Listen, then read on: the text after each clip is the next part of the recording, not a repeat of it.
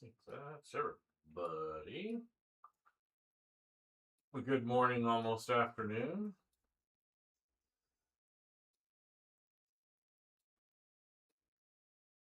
Good morning, almost afternoon.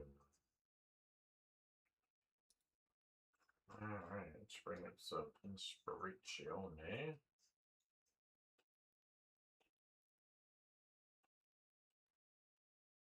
All right, I was looking at this. Need to adjust a few things as I've gotten into the details. That some intents are getting away from me, which is, not the worst thing in the world, but I just started to read a little flat. The transition on the shadows is just a little uh, too sharp. Just too much shadow. That's better. So I think to tweak this, I just need to run some glaze over that area. Since it's cooler, we'll use our cold black.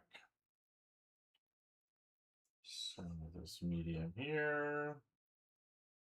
Some of that medium there. I guess this is rotated a little bit the wrong way. So some glaze in there.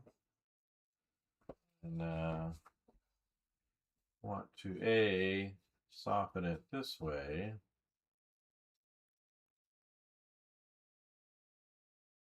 Too wet. But also kind of have it get darker going down.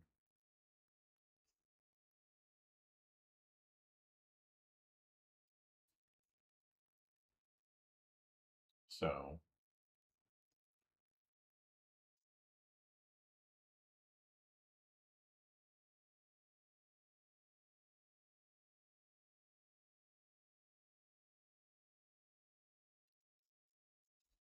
and then somewhat similar over here, I need to have it go darker as it goes too dark.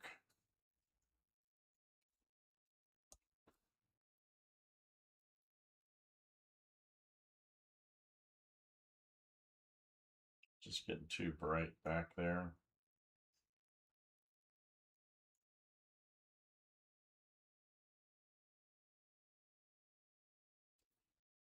And similar, I need to soften these shadow edges here. These cast shadows are just a little too sharp.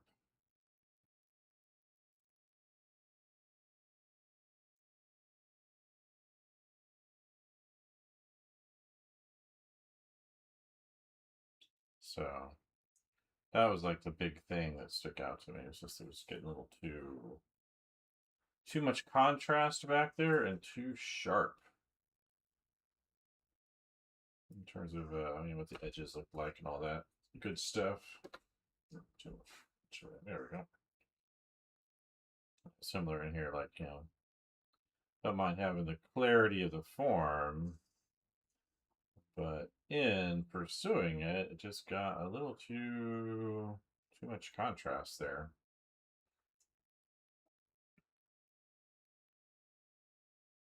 Just want to push that back just a scotch, maybe 2 scotches.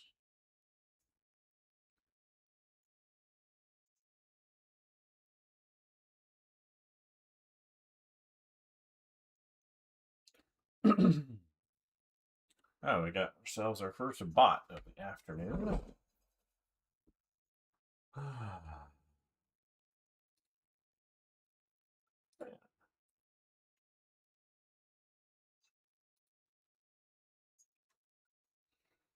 So that was definitely something I needed to do, is push all that back just a little bit.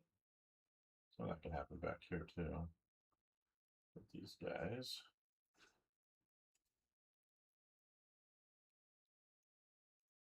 And then, I like the form I was getting on these pipes, but I think I was just getting too much contrast on them.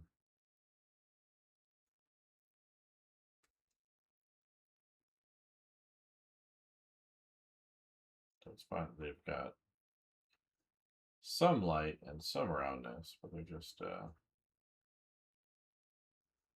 too much.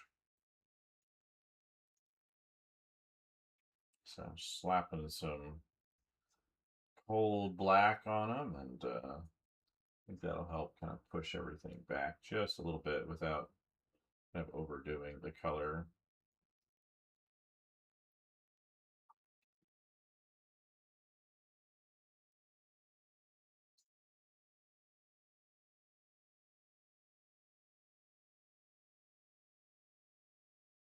We want it to be a little darker, a little more mysterious back there.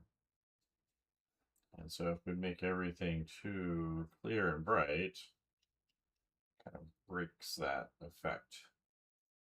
So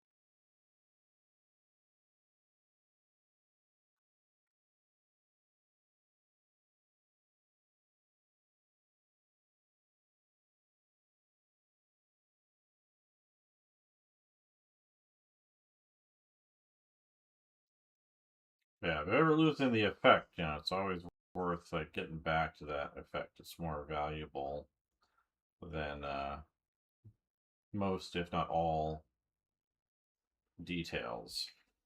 So if you lose that, um, it's worth fixing that first. It's like this foreground, could use some of this treatment too. Maybe with different colors.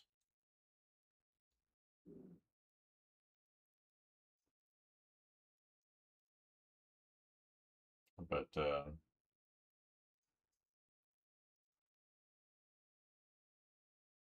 push that back just a bit.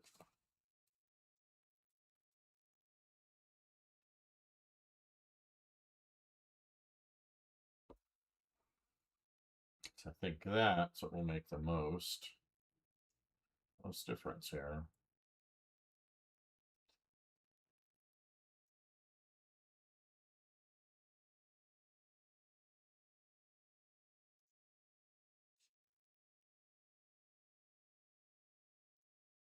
Yeah.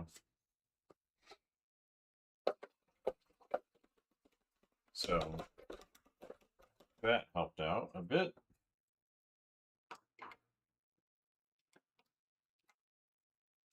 All right, so where was it? I was working on this thing.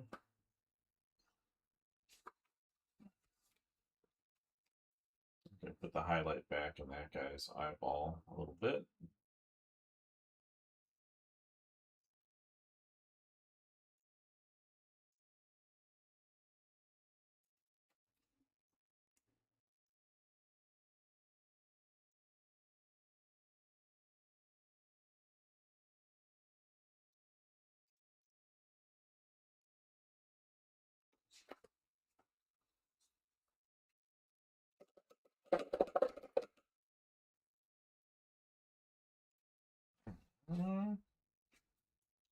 Let's go to these blue guys.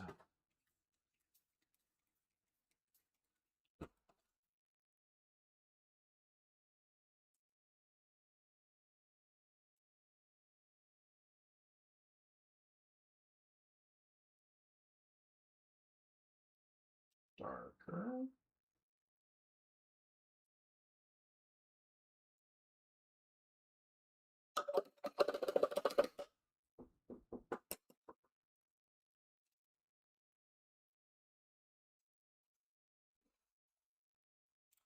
Let's see. Still feel like these could be a little chunkier.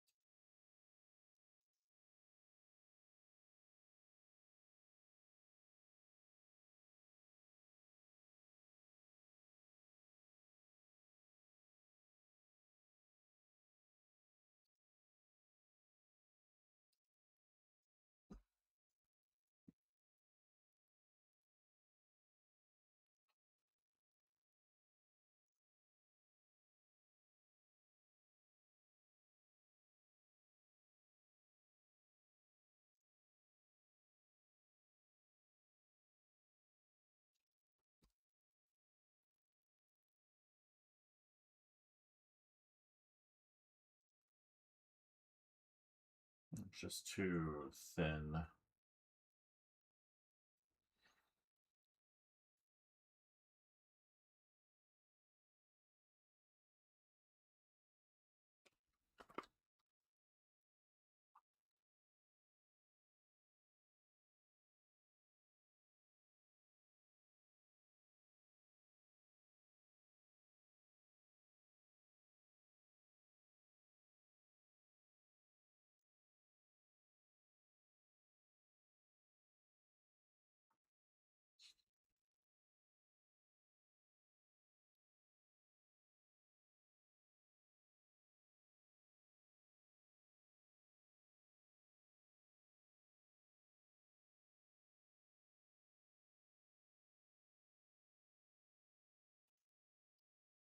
Good afternoon, almost afternoon.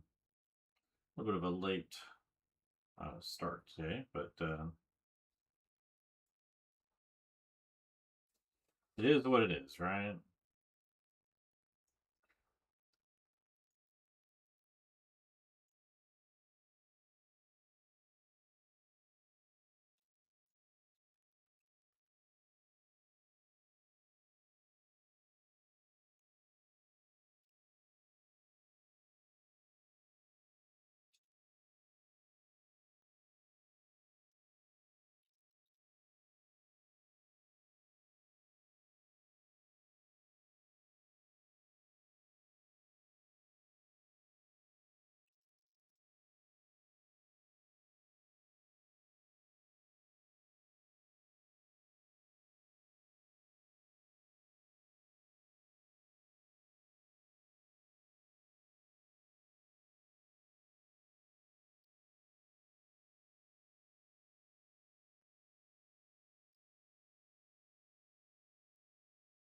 Audio is on it. All right, good. Just checking that.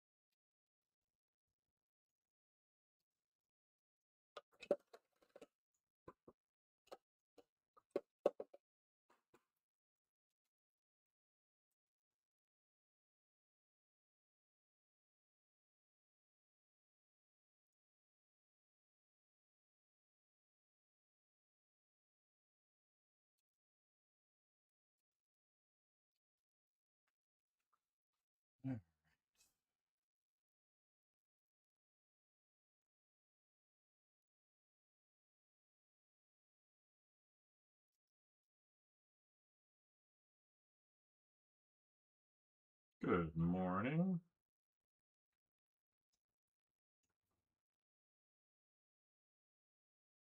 Almost afternoon. Not quite, but getting there.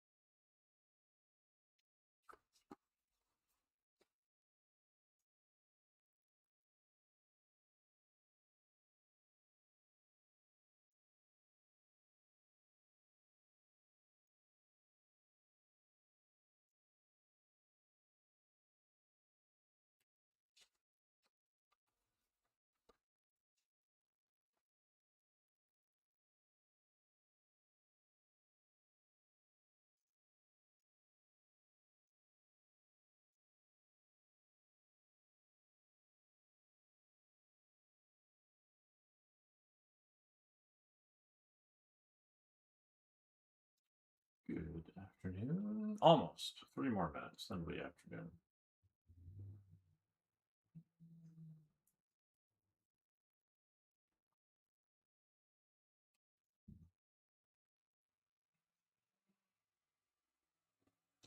Loud car or motorcycle or whatever out there.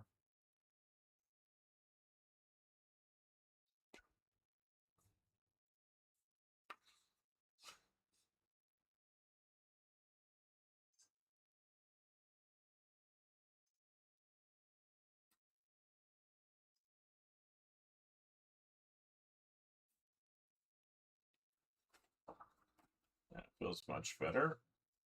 Way more solid.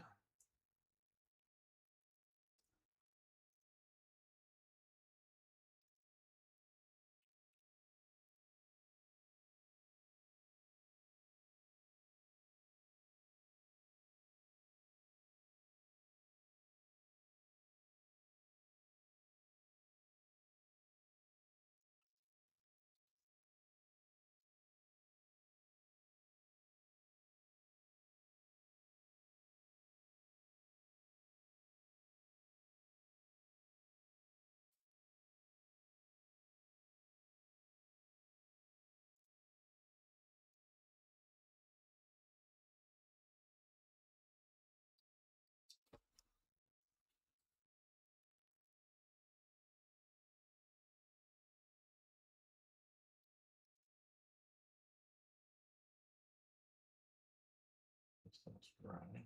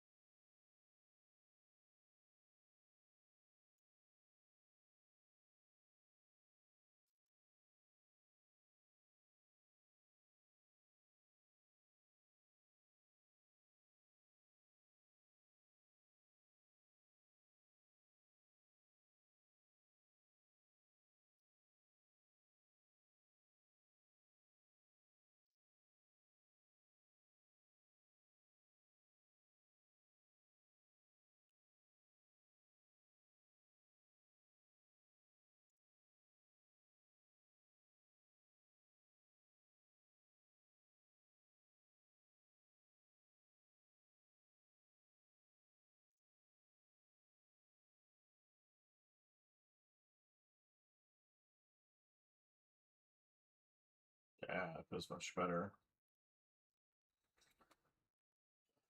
I appreciate that.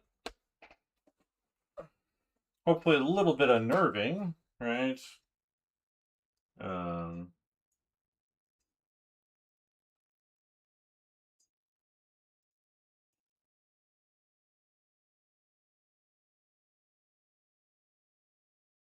just trying to fixing the tonality coming in, so I realized letting there be let too much contrast into the background, so I needed to.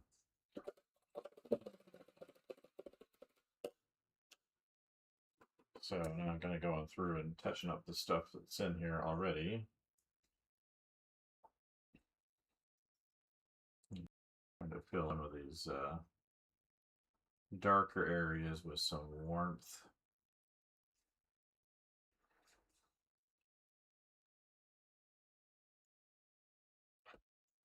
Yeah, well, so I sat down looking like, hey, wait a second. It's too much contrast. And so, well, in terms of confusing, yeah, a little bit esoteric as a strange, right? Because what I'm doing is I'm mixing different reference sources together that really I'm not really and I didn't start with like a thumbnail and say this is the painting I'm going to make. It's more like, well, here's a pose, and then here's some kind of interesting reference that I found or made myself. Though all this is from other sources. Like this, the background, the arm, the jellyfish sort of is from Pinterest, and then the pose is from uh, a reference pack I got a long time ago. And then the clothes are also from Pinterest, so just kind of assembling different things together. And I like to feeling of a little bit of a story. So I was like, well, we'll have this. I was just have these three right here, 1, 2, and 3. They were kind of angled the same way, so maybe I need to change the rotation of this guy so he's more in. But I was painting along, like, background could use something a little more. And so that's when I started putting a really big one of whatever this thing is, monster, in the background. And I think that's taking me some more interesting place. So if you saw the last one I did, um, um, like the eyes were originally going to just be a group of eyes from a snapping turtle. And kind of in the process of making it, I turned it into something else. But that's kind of what it started out as. So I wanted to do a number of these mixed reference things. I actually started out with the robot one as being that because I saw some guy on ArtStation kind of doing that with, a couple photographs. He'd make a character or a robot or something like that. So I did that one, and I was like, oh, what else could I do with this? Originally, it was going to be a much simpler thing, and then took it really far, and that's what I kind of kept doing. So the plan is to do one more of these after this one, and then I want to start making kind of old style concept art pieces for my comic project. So using acrylic and illustration board for some of the settings and things in the book. This is all paint. So if you see the lines, I'm using they call it's a tempera style of approach to it. So not like egg tempera. When you paint with egg tempera, a lot of times you kind of do cross hatching. Use cross hatching on it. And one of the things that's kind of led me to this was if I've said the story to you, but last semester I teach at university. That's my regular day job, and I had to do this illustration class. I wanted it to be all traditional analog media. And I was hoping to do oil because I like oil painting a lot. But they're like, no, you can't do that because the room we're in, you can't do that. So I'm like, well, I guess we'll do acrylic. I like acrylic. I haven't used it much in 20 odd years, since I was a student. And I was like, fine, we'll give it a go. And I did a painting in there as a demo piece that kind of made me rethink my acrylic position a bit, where I was pretty happy with it. And so, let me see. Put on the reading glasses for the details. Gives me like a 1.5 times zoom or something. Yep. There we go. I was pretty happy with it. So I was like, oh, maybe. So I was thinking about it. I was like, well, maybe the problem when I was, in my 20s, in the classes I was taking where I had to use acrylic, maybe the problem wasn't the paint because I didn't like it. As soon as I switched to oils after that, like I was pretty happy. And then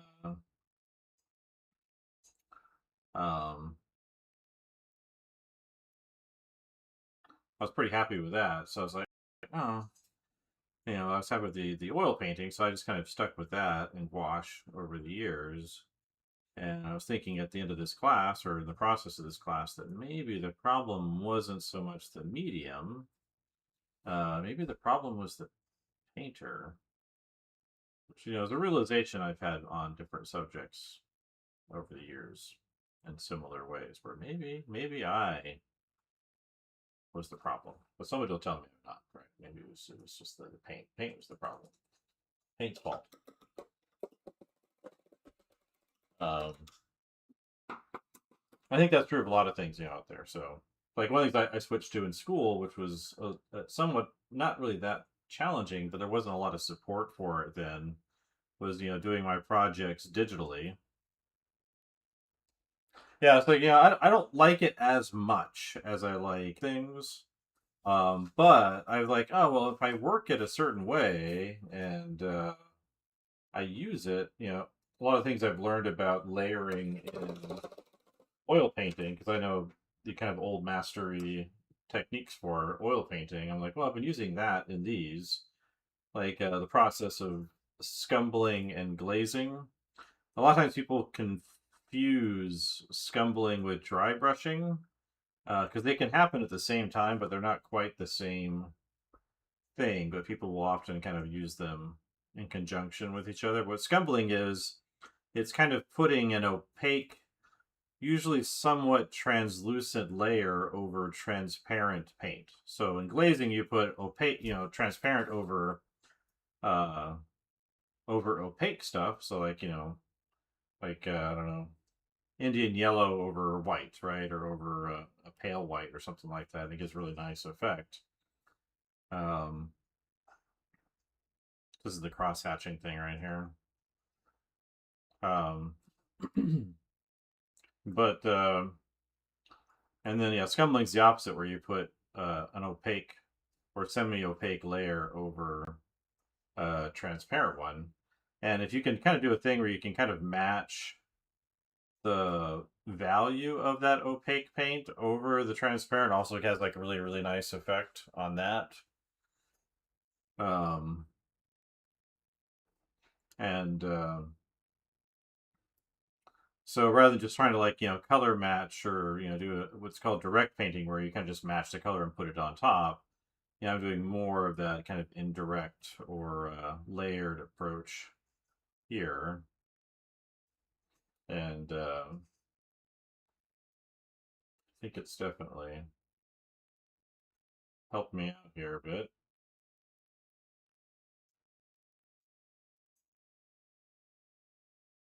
The other thing I found was I don't really like these heavy body acrylics as much as I think.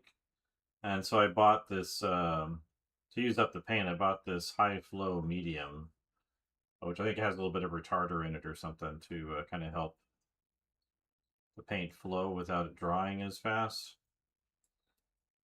And so that also helped, because I didn't like how the paint dried really, really fast before I could actually blend anything. Um, and then, as I was teaching that class, I'd bring in books and things I have by artists who use acrylic paint. And I think that also helped me, because I was looking, as I'm talking to the students about the art and the books and their technique, I can kind of read, for the most part, what an artist is doing in their work, just because of my experience. And so I'm like, well, I'm looking at James C. Christensen, and he puts on kind of a flat tone, and then he kind of crosshatches that tone down through, the values. Like you'll start here and then kind of crosshatch it going down. Get more color.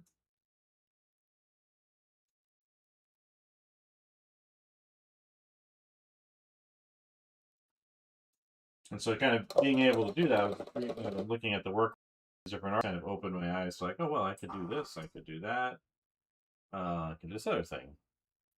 And they'll all be kind of improve my experience with the work.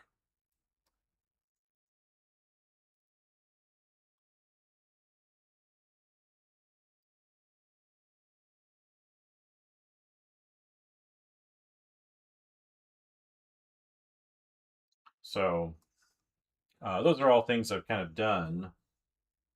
Looking at it, that's kind of adjusted my view on it. Because obviously, there's works by people that I like who use it. So, look at like say Doug Chang or Ralph McQuarrie's concept art illustrations, or again, like James C. Christensen or John Jude Poloncarz or any of these people that kind of use acrylic pretty extensively in their work. And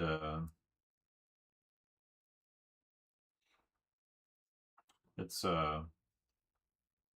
So it's better than I thought it would be, and but having a lot of fun. So it's also interesting for me to like explore a new media, and so because I've kind of left this one on the side for so long, it is essentially new. Like I had to teach it a few years ago at a different university I was at temporarily, Kutztown University, and so I had a bunch of paint left over from that, just sitting around, sitting here wasting away my pile of supplies. And then a year and a half ago, bought an airbrush. I've been pulling that out and kind of practicing the techniques you need for it. So I want to kind of use it with the concept stuff for certain atmospheric effects, skies, that kind of thing. I was going to use it a lot on this, but decided to back off on that for now. Um,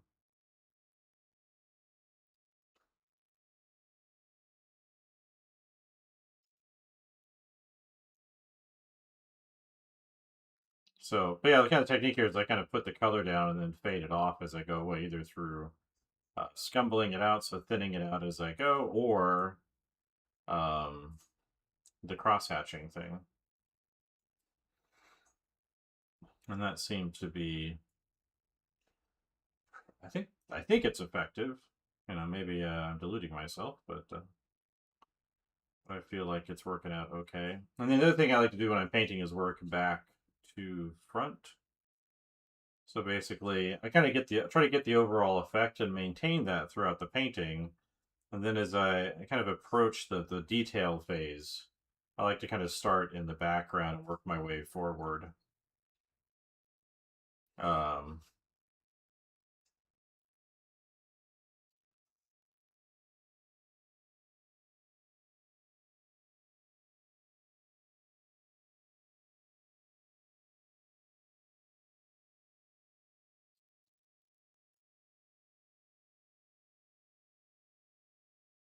um, so, so that's what's going on here.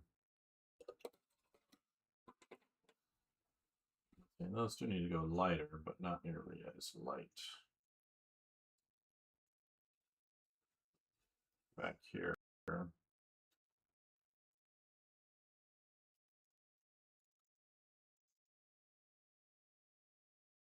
little bit lighter though.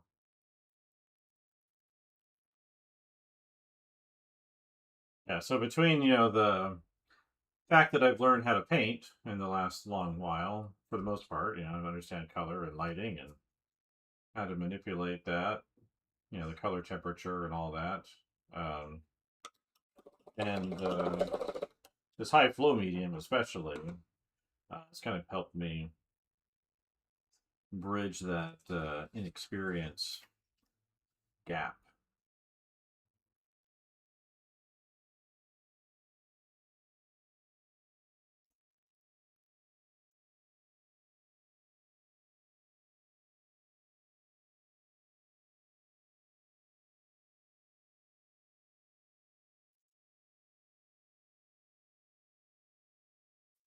I hope. So, back upside down just so I can keep it low.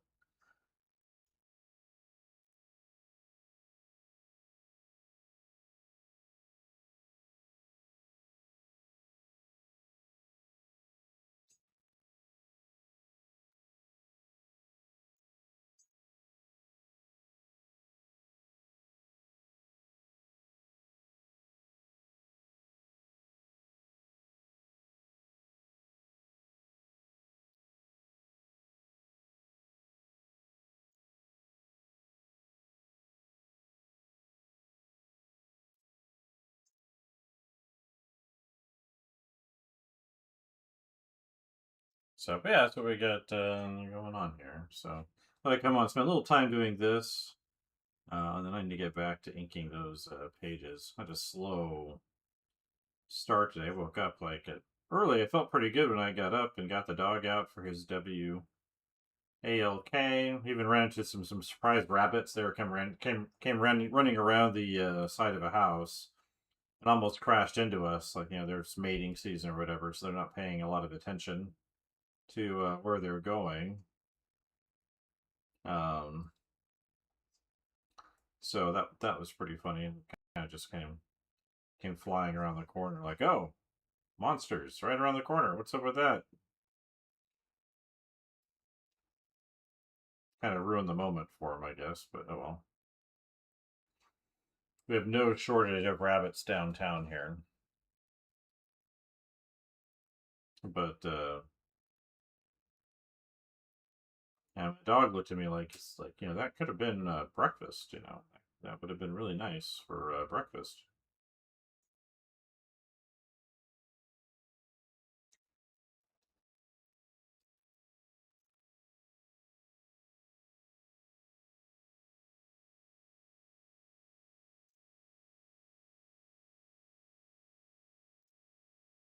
So, so yeah, it's feeling good. And then I got home and I just like couldn't focus. So I'm gonna try to get on here, by 7:30, 8 o'clock, and wasn't happening. So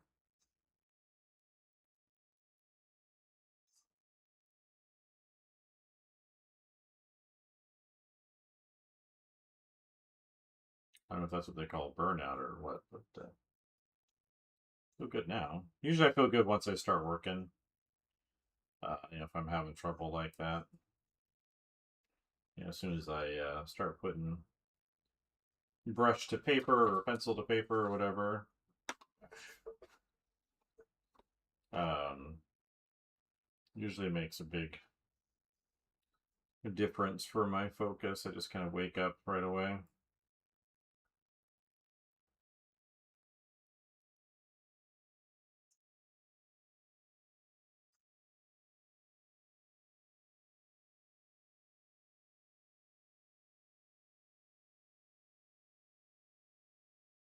So a little late start, but I think we're revved up for the day now.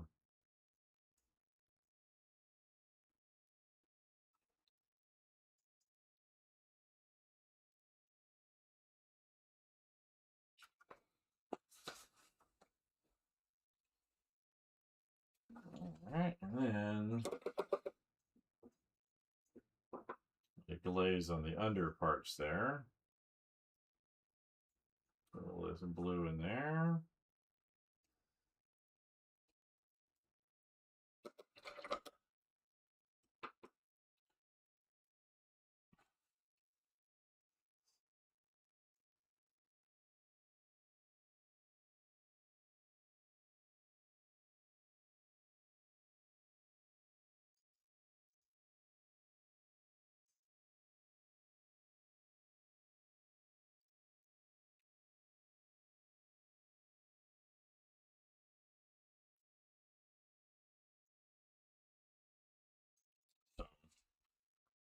Oh yeah.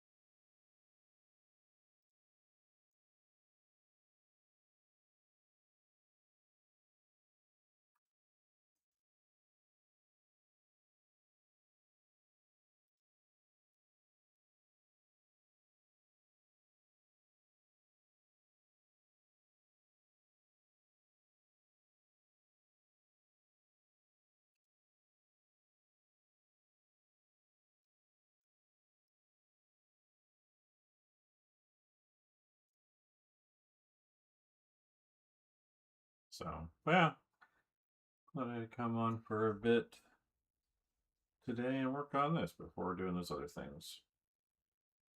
So at least the schedule remains somewhat consistent, in terms of what I do and the order I do things in.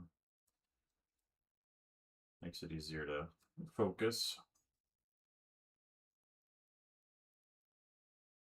I did see artist Ben Bishop. He's working on some turtle stuff, I guess, for the last while. But he likes to use a Tamaguchi scheduling app or something on his phone. A little weird. Guess if you don't, you feed it by staying on schedule, and I don't know. I don't think I want to go that far with keeping my days on track. But I thought that was an interesting approach.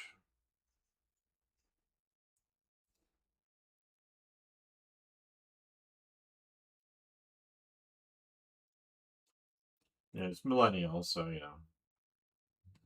doesn't have everything going for him.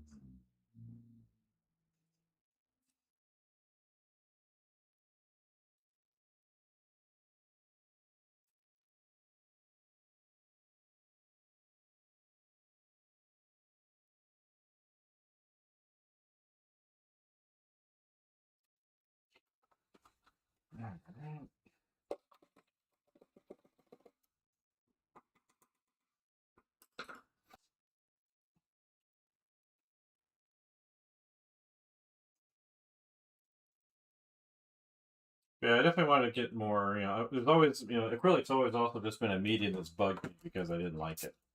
So whenever it came up, I'd be like, ew, acrylic, and then kind of being compelled to use it. Um, let's just clean up these edges a little bit here. Kind of reopen the gates of possibilities, I guess, for me.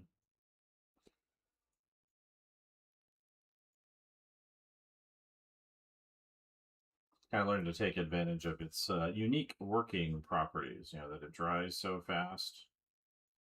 Um, so like here I'm kind of dropping some paint in here and then kind of pulling it out to get those extra little dark areas in there.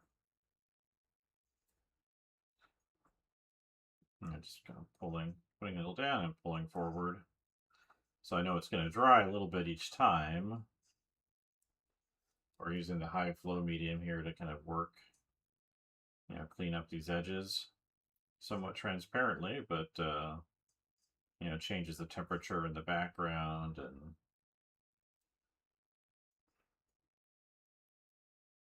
cleans up the shape in there.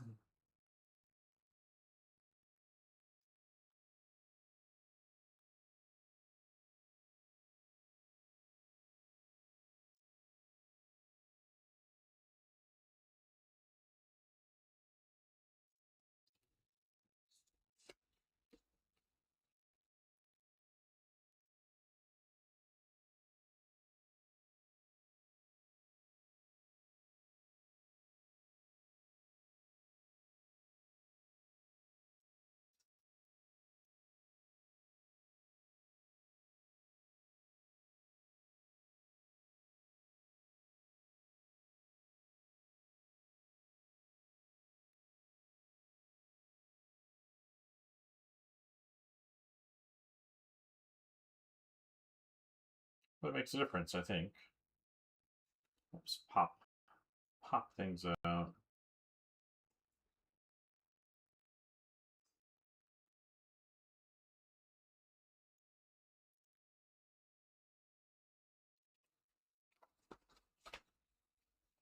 That's good. Now we can work on these guys over here with the same intent.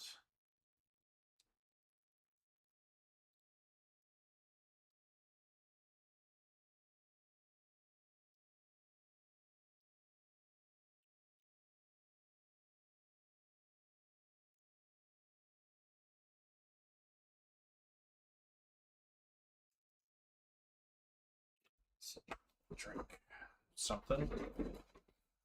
I'm wondering if it was the allergy medicine that got me.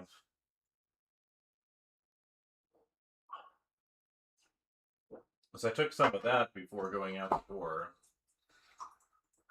And I know those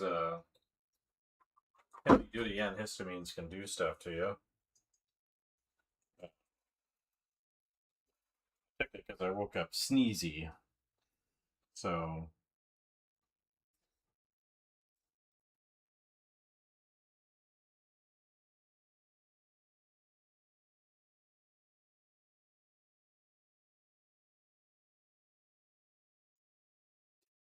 Um,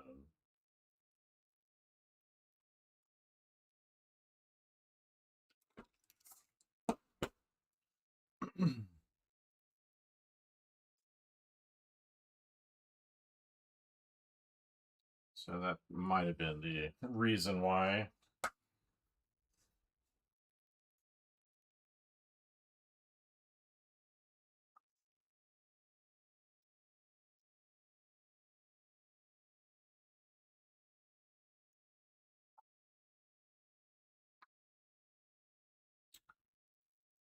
In fact, I'm starting to think maybe that really was the reason why. Might have been pharmacological.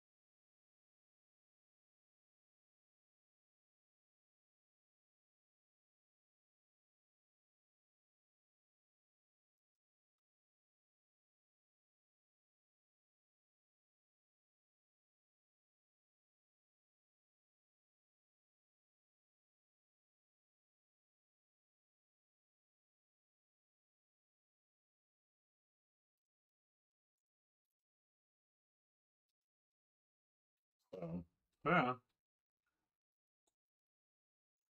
That's what I've got going down today.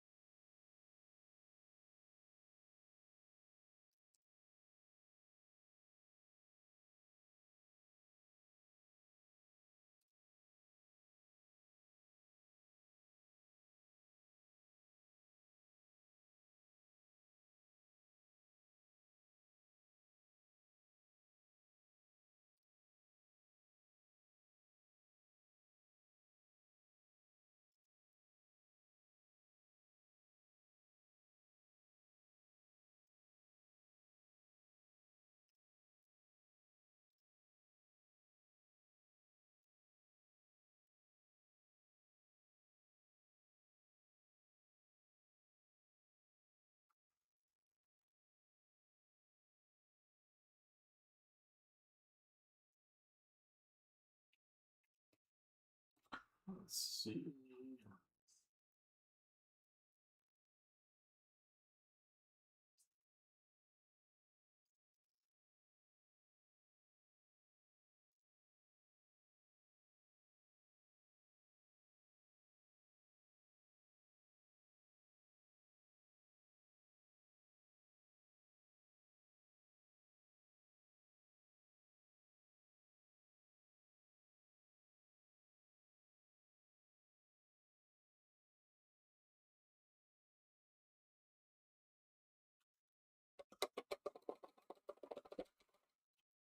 Good afternoon now, right? Yeah. Technically, right afternoon. 12:33.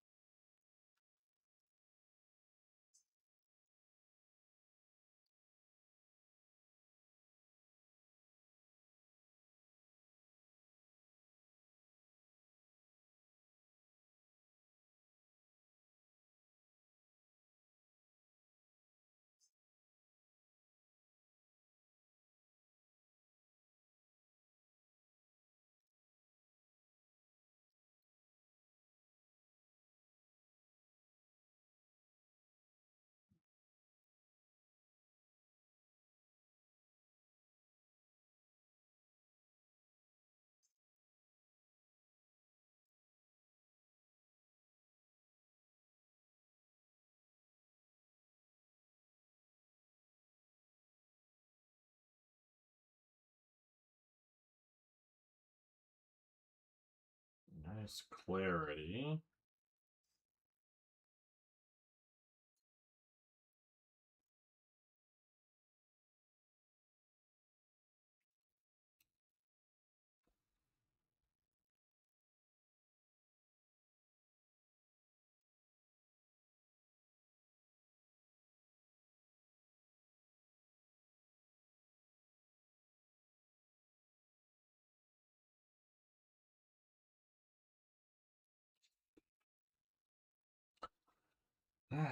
Let's see. What do we think? Take these glasses off. Get my eye focus back. Feels a lot better to me.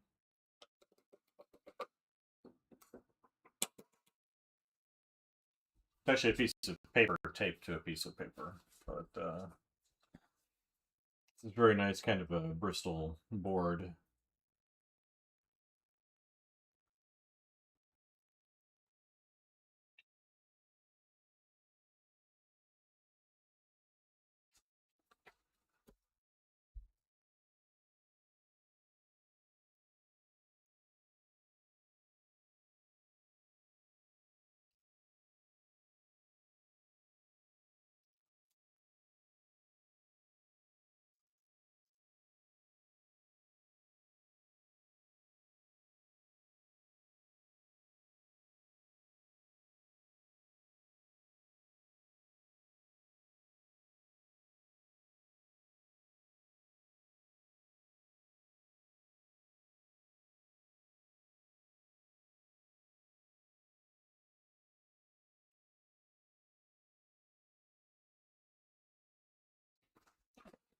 Nice little eyeball back there.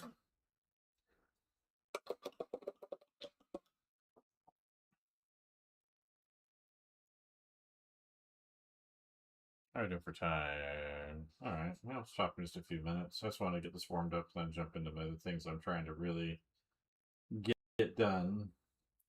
There's no hurry on this, but on my other stuff, I'm definitely trying to get that out the door.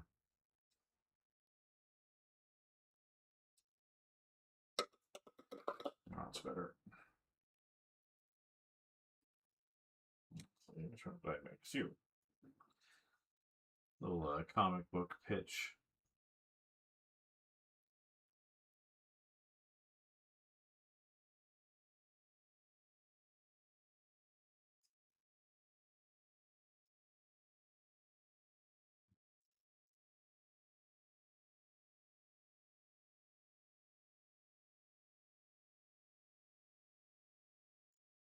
So you get that stuff inked, and then lettered, colored, lettered.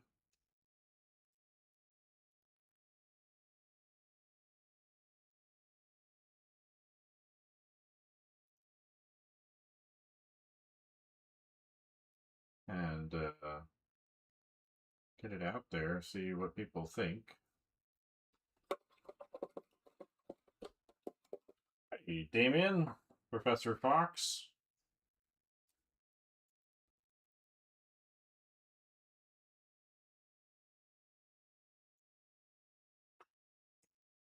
Too light.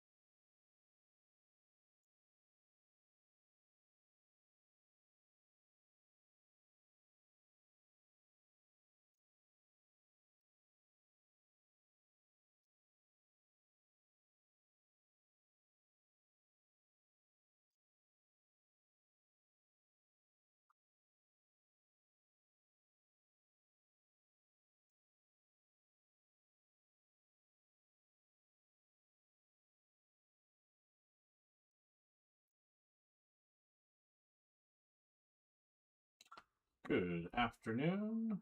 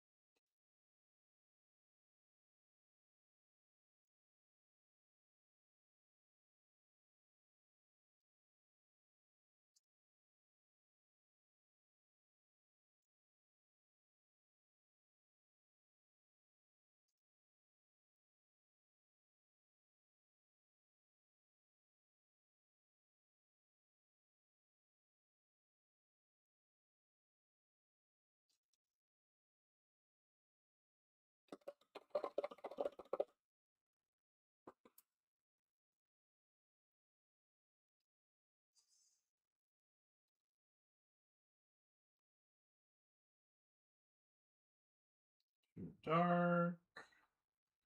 How's that gonna work here?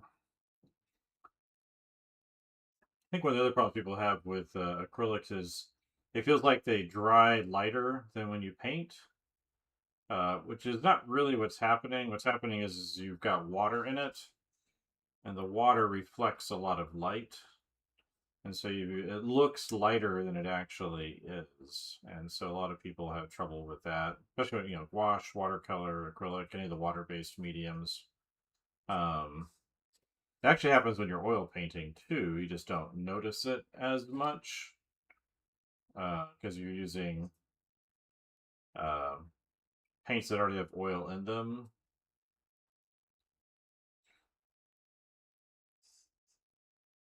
Um,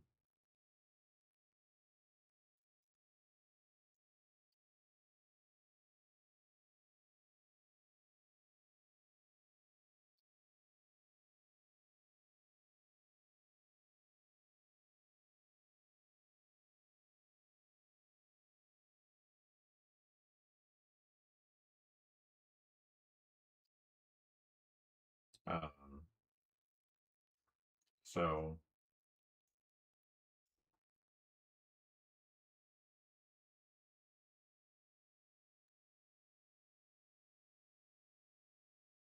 that's usually a spot that trying to reduce the amount of water you put in there can help it work a little better, or just recognizing that that's going to happen and you have to compensate for it. Just knowing, oh, it's going to dry a little bit lighter, and as you paint with it, you get more experience and you can kind of anticipate the difference.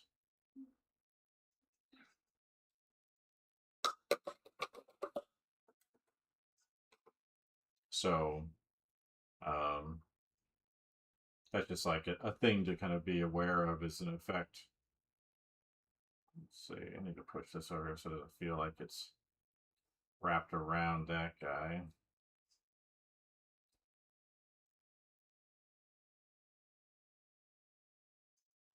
So like an awareness of that means that I can compensate for it. So rather than saying, oh, this is a terrible thing that frustrates me, it's like, well, if I know it's just part of the medium, it's like I've been exploring airbrush, and one of the things you got to do is you got to clean that thing out between each color, unless you've got like multiple airbrushes sitting around that you're using for different things.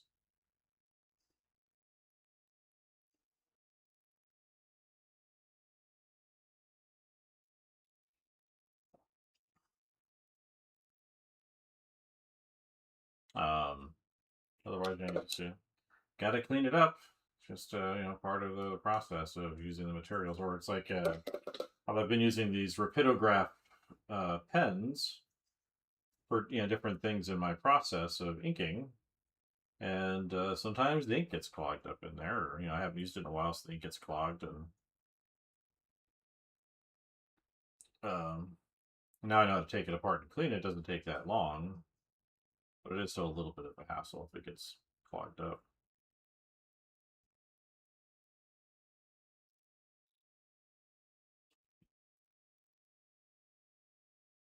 That's a little bumpy mistake right there. So everything has got its own little issues, right? It's like, if you got your computer and you're using your iPad or whatever, you've got battery issues, right? Or quirky program issues, something crashes and you got to deal with that. Or it's like I've noticed one thing with iPads is that the the connection between the pencil and the surface can get a little crazy if it's plugged in for too long. So if it gets kind of overheated or whatever, it's plugged in and it'll kind of act, the panel starts skipping or something because it's. But as soon as I unplug it, it's fine. So it's recognizing, oh, I can't leave it plugged in the whole time I'm working, otherwise it might do this thing. I don't know if they still do it, but I remember that being an issue with my iPad Pro.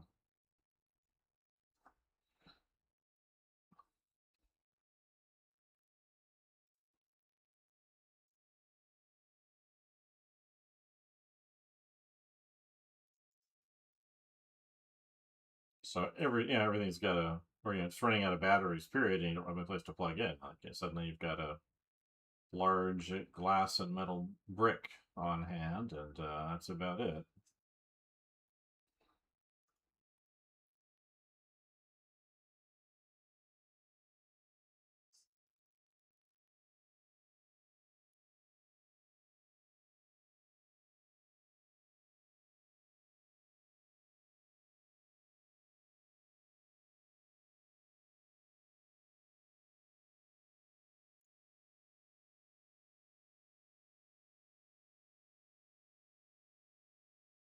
Trying to reduce the contrast behind the hood of this jellyfish here. So it'll pop out just a little bit better.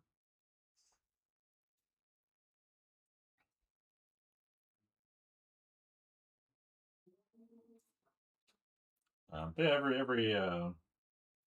every medium has its quirks, and kind of learning to compensate for them, I think, is actually one of the interesting things about being an artist. It's like, as a kid, you'd collect a bunch of random stuff to be like well equipped, right? You'd have your special bag or folder or pencil holder or whatever, so you felt like you were kind of ready to confront whatever the world brings you. And what's nice about being an artist is you kind of get to do that all the time, right? Because you're always experimenting or using new equipment, organizing your supplies so they're optimal for yourself. And it's kind of like playing fort all the time.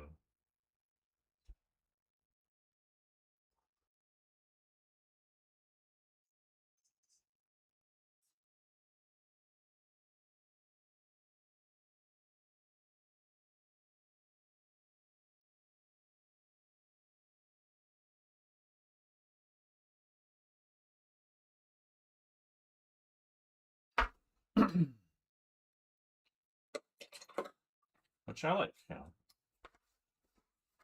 It's not a bad way to spend your time.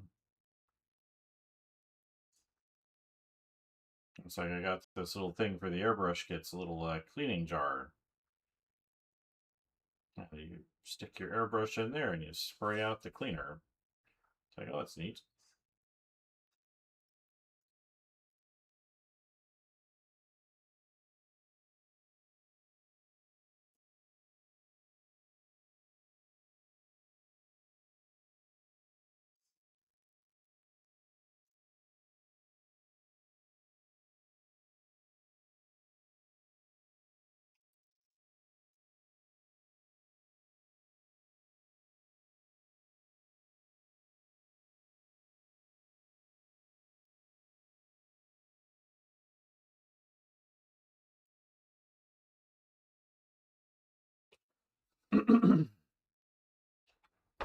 So those are all things kind of worth considering, I think.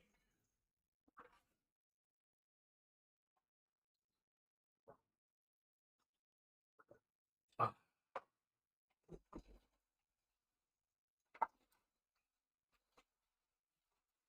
It's kind of funny pulling out old supplies and kind of seeing what's possible. within.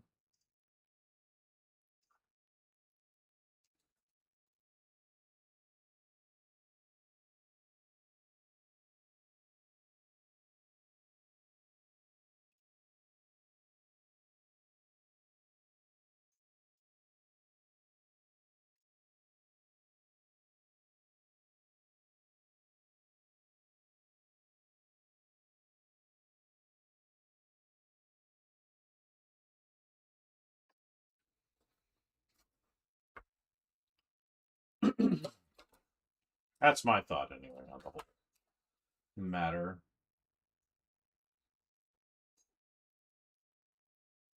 I'm gonna try and put a pass on this guy. We spent the last 2 sessions really just working this background, and like to at least push forward in one area at the very least.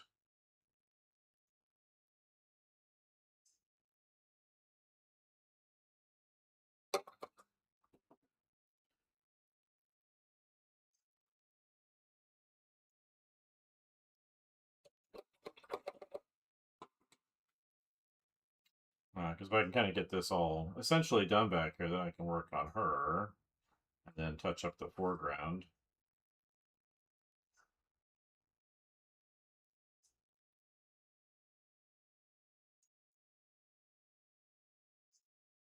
There's still some residual airbrush stuff left in here. Not a lot, but there is some, like in area I'm working right now. So that's why it looks so soft.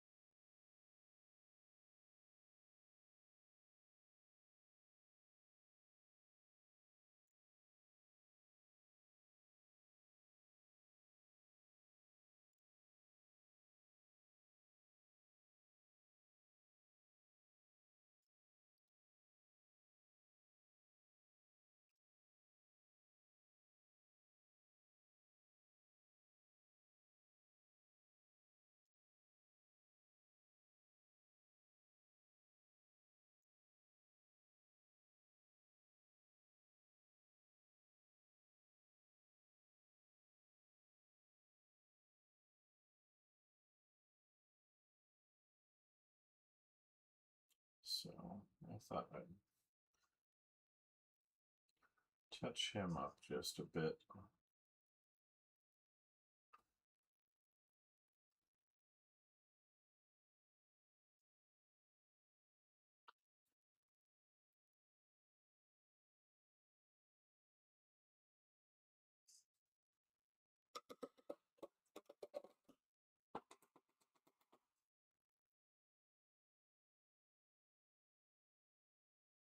Try to use up some of this paint too.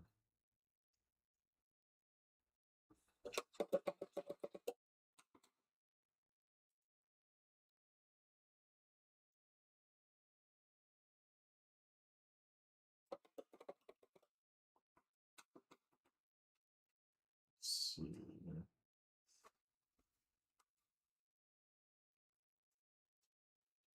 Too bright.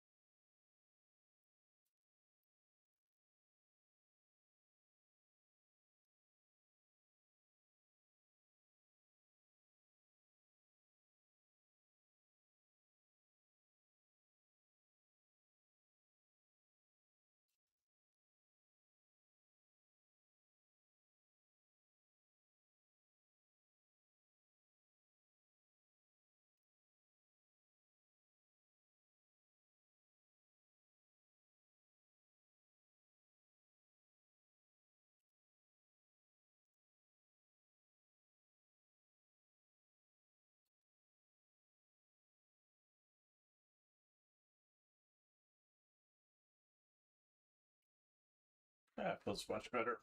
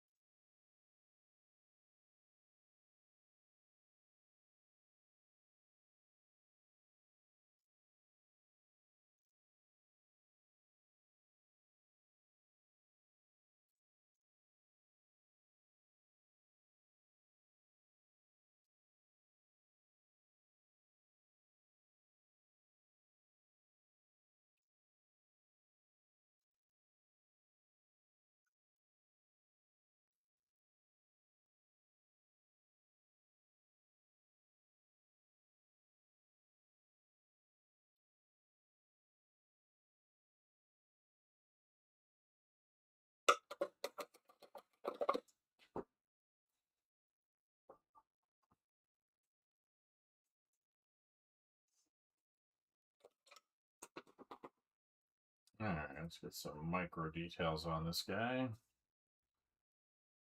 The highlights on those blues.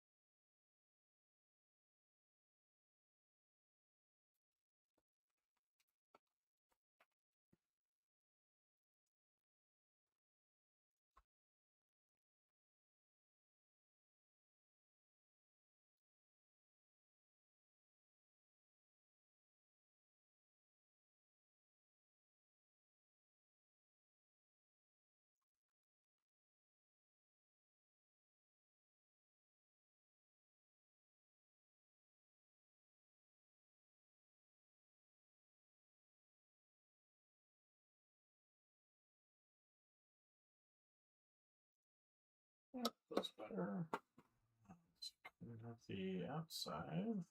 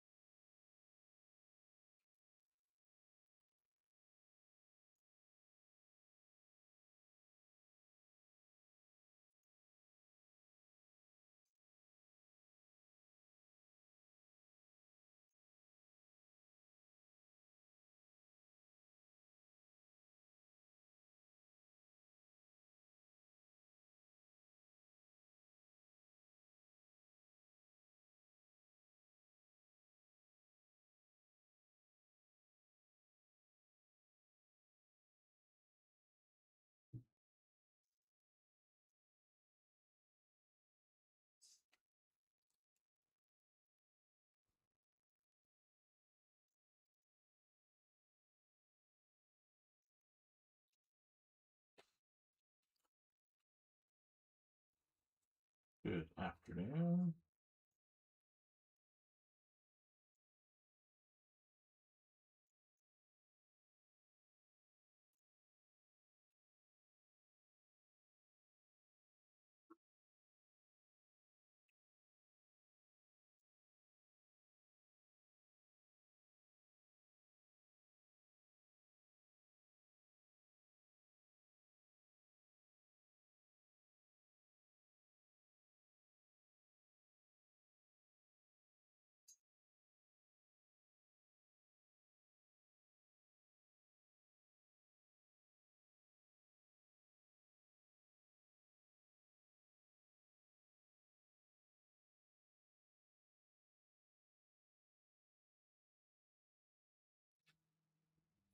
Good afternoon.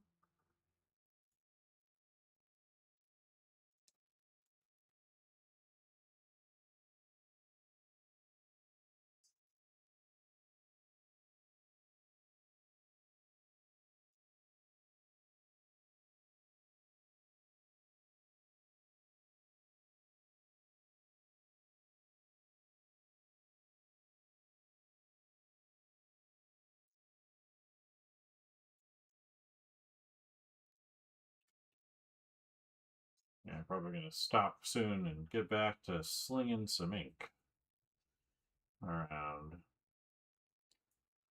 Late start today, so. I don't remember, maybe it was the allergy medicine I took when I went out the door with the dog this morning.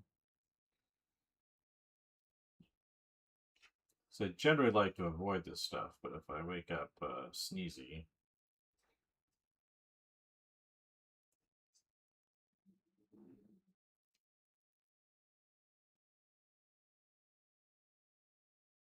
you know.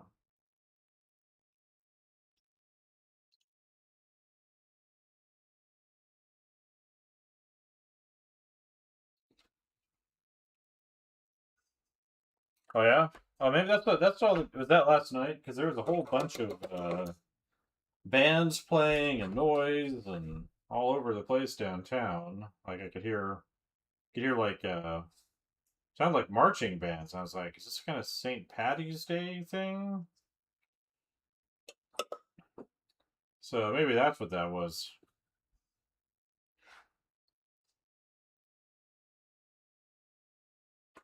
So um, maybe that's what I was hearing yesterday. So it was just like sound like marching band music out there somewhere. But I thought they played basketball inside. They were talking about basketball, right? Oops. Um, but it was definitely noisy in town yesterday. The dance studio that's around across the corner from me. Uh, they were they were playing a lot of music.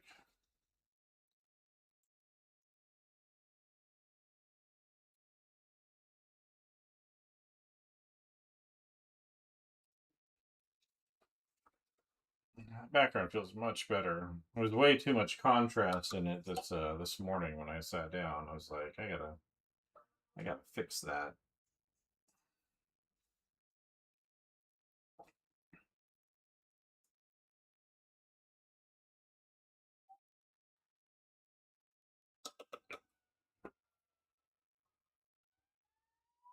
Um,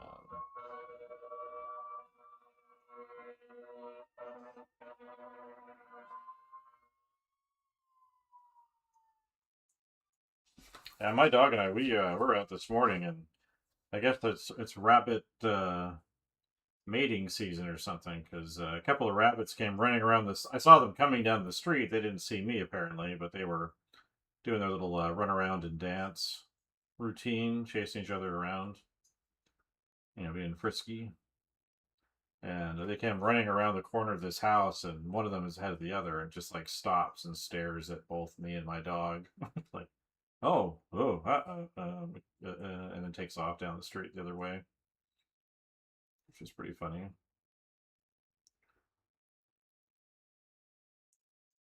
Wabbit season.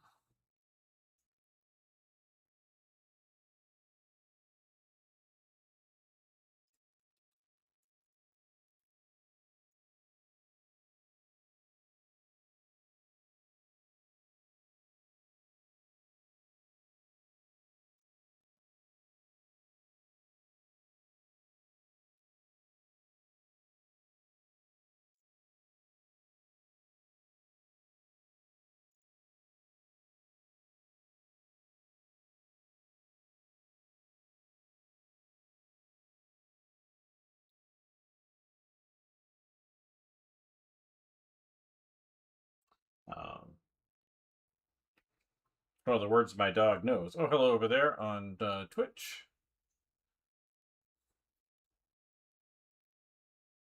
So that was pretty funny with the dog, though, and the rabbit. My dog was like, hey, that's breakfast right there, right in front of us, and you just let it get away. Like, you are a failed dog. You failed in your leadership. You failed to pack.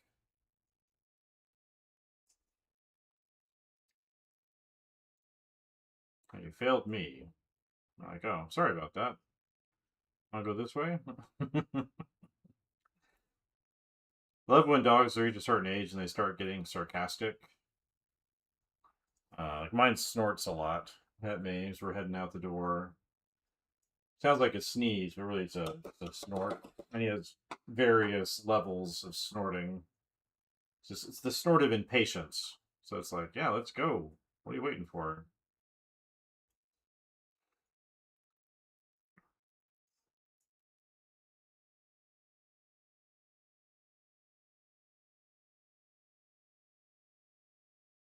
Um,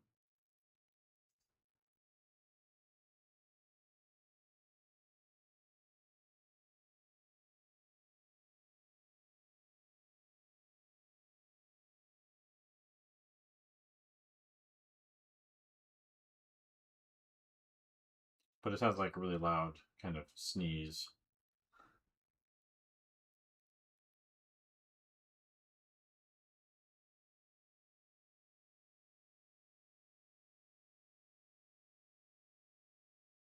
Do I have a name for it or lore for it?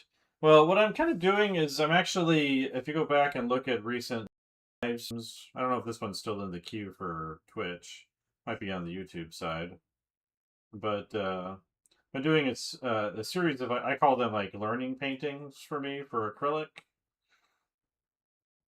So what I'm basically doing is I'm taking some figure reference. So the pose right here of the girl comes from a reference pack that I have. I bought a long time ago. I've got a bunch of these sitting around. They put them on sale for like a couple dollars. I'll buy a few just so I have them. And then I'm taking some different Pinterest reference right now. I've got other reference I have of my own, but this is Pinterest reference. And I'm basically blending the pose with that reference and then trying to make like a little bit of a story out of it. So that's the lore. The deeper lore behind it is me wanting to finally kind of nail down acrylic painting and be comfortable with it. So I teach at I'm talking to someone over on Twitch, by the way, if you're on Instagram. But I teach at a university in Virginia, Virginia Commonwealth University, and I teach in effectively it's an illustration program. It's called Communication Arts. It used to be called Commercial Art once upon a time, but I guess everybody got embarrassed of making money. Um, I'd like to have that embarrassment, right? But anyway, I teach illustration classes here. I'm a professor of concept design. It's like supposed to be my main subject, but I like to teach other things too. And so I had to do a class on painting, on illustration, and we can they pretty much let us use whatever we want. It's a little more open than I would like it to be. I think there's some things that should be fairly locked down, but I'm not the only voice. But basically, I had to do this class, and I wanted to use oil, but our classrooms are not equipped for it, which I also think is just really weird because the program is so old. That you would think that they'd have that kind of stuff here, but they don't for some reason. It's not in my art building. So I had to use acrylic, and I really like acrylic painting very much. And so I had to use it in the semester, and so I would do demos very much in 20 years. So, it's just a medium I've kind of avoided because I didn't like how it felt. I had a number of reasons I didn't like it, but one was I didn't like how it felt, and it felt strange. Didn't like it. So I think part of it, I'm looking back now because I did a piece in that class that I really liked, and basically, as a result of that, I was like, well, maybe. And I've told this story, I think, today already, but basically, I was like, well, maybe the problem when I was a student using this 20 years ago wasn't the paint, maybe it was the painter. And I was like, maybe it's, maybe could I be the problem? Am I the baddie in this situation? And so I was like, well, let's spend more time doing some more acrylic paintings and illustrations and things like that. So I've been doing a bunch of studies and posting it to my Instagram and all that good business. And um, so I was starting to do this little series where basically I'm taking mixed reference and making little illustrations with them. And then the plan is I've got this comic book pitch thing I'm working on, this world building project. And I kind of want to do some old style concept art pieces using acrylic. So similar to what like a Ralph McQuarrie would use or a Doug Chang, like you'd see in like a Star Wars book or something like that. Um, so yeah, so it turned out it was my fault. Apparently, I was the acrylic Nazi the whole time. It wasn't acrylic's fault. So anyway, so I did a few pieces and been happy with them. So I'm like, well, yeah, keep doing this. These are pretty small. I mean, it's not much bigger than my hand. It's like 9 inches this way, approximately 6 this way. And then I'll move on after. I've got one more. It's actually I've been doing these in a sketchbook, and I cut it out just to make it easier to rotate the painting around. Actually, it's not this one. Oh, I think it's on this one. No, it's on the other one. It's the last sheet. But I'll grab the other ones here. There's in a folder behind me. Let's see that. You three. And you. So the first painting I did, it's a limited palette.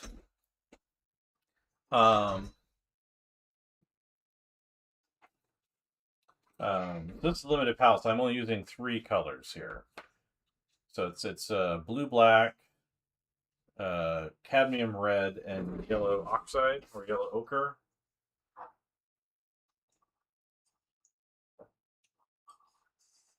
So that was when I was like, hey, maybe this isn't so bad. So I did this one. And then I saw this guy doing a mixed reference thing digitally, so I did this one after seeing what this one guy was doing. So I mixed these different images of different things over a robot I made up. And then, well, actually, before I did that one, I did this one. This one's still a little, I could clean this one up now. I got a little bit nicer. But I did this one, and then I did this one. And again, these are all kind of mixed reference things. So basically, this is a pose from one of those reference sets, and then I found a couple different outfits that I mixed together on Pinterest. And then I have a lot of experience painting backgrounds and landscapes outside, so I did that. And then I did this one just before this one. And again, it's a mixed reference thing. So I take the pose from the reference, and then the outfits from a couple different outfits I saw on the on Pinterest, and then this is sort of a modified from a part of a helicopter piece, and then it's just kind of made up. But I had some bark reference too, so so I'm like, oh, maybe I should give this more attention than I have in the past, and I'm using kind of oil painting techniques to make it extra glowy. So the use of what's called scumbling and glazing. So basically, glazing is when you paint something transparent over something that is opaque, and usually lighter than the thing that's transparent. And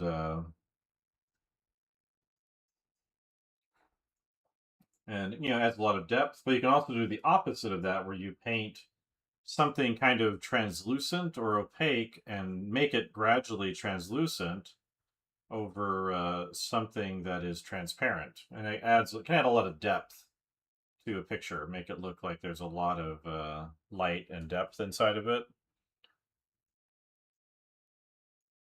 Well, they're upstairs in my studio in the Manila folder on my bookshelf. So if you're looking when you come over, my dog will probably show you where they're at. If you come over and you're like, yeah, my human, he wastes a lot of time talking to his table all day long when he could be taking a nap with me or something. He's always talking to his table. So you go ahead and take the weird things you can do on his desk away from him. My poor human, completely delusional, staring at his desk and talking to it periodically. So anyway, I've been spending a couple hours or an hour or so on these little paintings in the morning. So I think the orange and green one you saw, I think that took around 24 hours to paint. I did it live. I think it's similar for the green and girl jumping in the forest one, and then the robot one is a little simpler. So it was like I think 8 to 11 hours, something like that. Um, yeah, he always appreciates those things. So he has a schedule for receiving, and so he lets me know when it's time. But he always appreciates extras from strangers and assassins and thieves. But yeah, so that's the lore. I'm just trying to make it more interesting than just doing studies. So I was doing a bunch of those too. So I was doing like actually I had an Instagram piece like really pop off, and I don't know why. Like I usually get like maybe a few hundred likes or something on a post. Where did I put those pictures down at? Oh, over here. But I was doing these studies on the back side of these sheets, so because papers are expensive, so I was just using both sides. So like, here's half the sheet here, and here's the other half of the sheet, and they merge together. It's these two illustrations. But this one right here, I taped this guy over because I would just fill up. I would do basically where I would do the figures right here, and then I like to go and just like fill in the whole thing. So like I found this little landscape painting, and so I filled that in here, and then I have a rabbit here, and a warthog, and some of this background stuff over here, different textures and surfaces, just as practice. But for whatever reason, this one right here, when I not the painting of him specifically, but the tree, I taped him over so I wouldn't paint over him by accident if I wanted to splatter or something. And you see it in the video. I tape over him, and then I just paint in this background just to kind of fill in the space, and then peel the tape off, and that's the whole reel. And it's like it's coming up on like 35,000 likes, and I don't know why, which is kind of freaks me out to a certain degree because I'd like to understand why things happen. Because other things I've done since and before, I've never had that happen before. And I picked up like a couple thousand followers over like a week and a half or so. So again, I'm not sure why. I generally find if I consistent, I'll pick up followers, but never at that speed.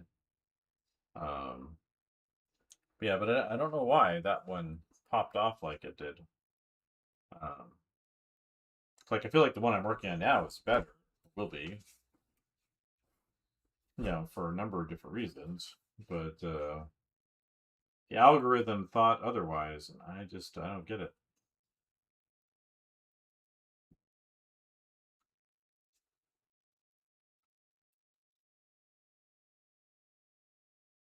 Yeah, but yeah, it's just like they were like I think the background painting was like a 2 morning painting, so I spent like maybe 2.5, 3 hours on it.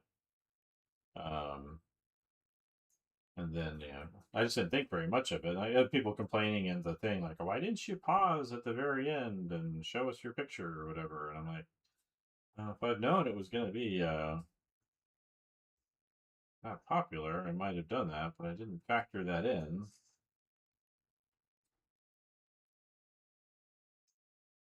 I was just doing a quick little thing. Post something, promote whatever.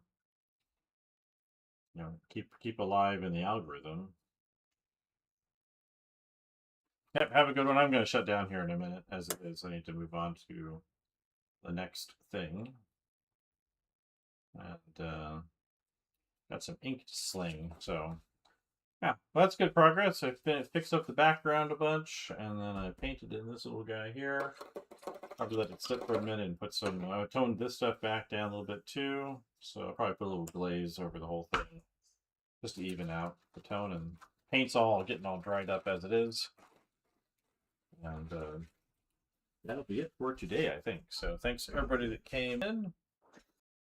Appreciate it, and we'll talk to you all later.